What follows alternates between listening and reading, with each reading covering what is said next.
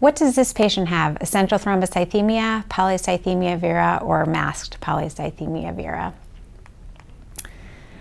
The purpose of this talk is to get some definitions of polycythemia vera and the concept of masked polycythemia vera through a clinical presentation and looking at the specific importance of bone marrow morphology and finally the implications for revising diagnostic criteria. So to use a case, this is a patient who was referred after a long hospitalization who had a new myeloproliferative neoplasm diagnosis.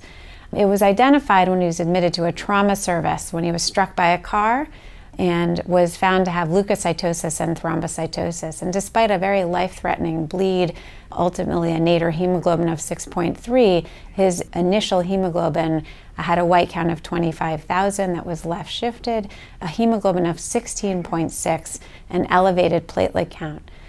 This was a patient who had an active smoking history, and on exam, his spleen was not palpable.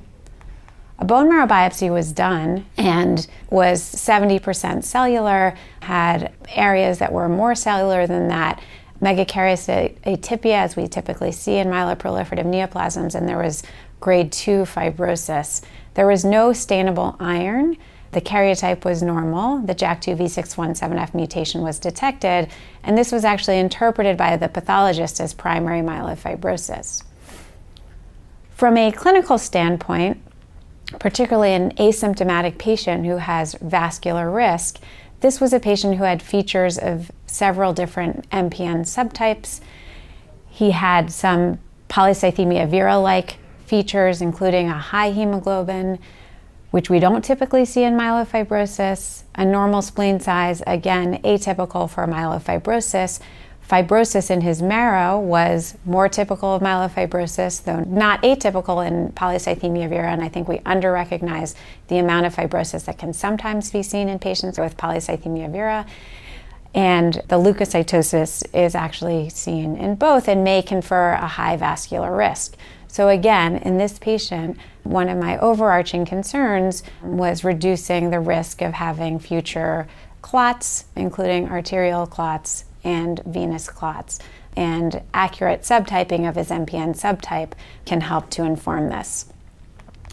So the patient does not have essential thrombocythemia based on bone marrow findings. Polycythemia vera, I would say he almost has all of the diagnostic features of that, although there is some overlap with primary myelofibrosis. So what is this entity of masked polycythemia vera? The diagnostic criteria for polycythemia vera as of 2008 include a hemoglobin cutoff that's quite high, and bone marrow morphology is only a minor criteria. And it ends up being a very specific diagnosis, but a highly insensitive one. So our patient, for example, does not meet diagnostic criteria for polycythemia vera, even though it smells a bit like that.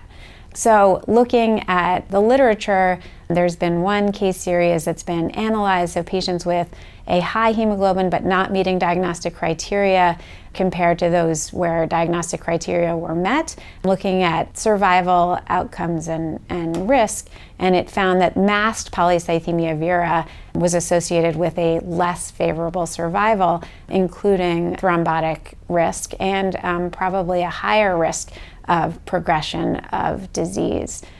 So if you think about masked PV in the context of different MPN subtypes, we're going to do a little linear concept of evolving polycythemia vera, actual polycythemia vera, and then post-PV myelofibrosis.